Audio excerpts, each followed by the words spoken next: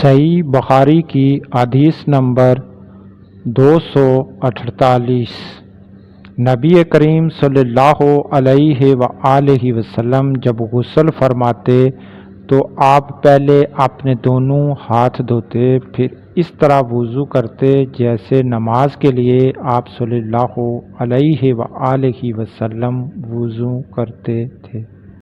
پھر پانی میں اپنی انگلیاں داخل فرماتے اور ان سے بالوں کی جڑوں کا خلا کرتے، پھر اپنے ہاتھوں سے 3 چلو سر پر ڈالتے، پھر تمام بدن پر پانی بہا لیتے۔ صحیح بخاری کی حدیث نمبر 249۔ نبی کریم صلی اللہ علیہ وآلہ وسلم نے نماز کے وضو کی طرح ایک مرتبہ وضو کیا، البتہ پاؤں نہیں دھوئے۔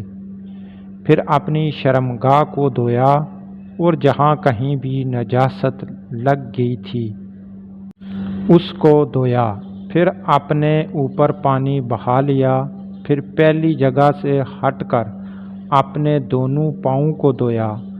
آپ کا غسل جنابت اس طرح ہوا کرتا تھا۔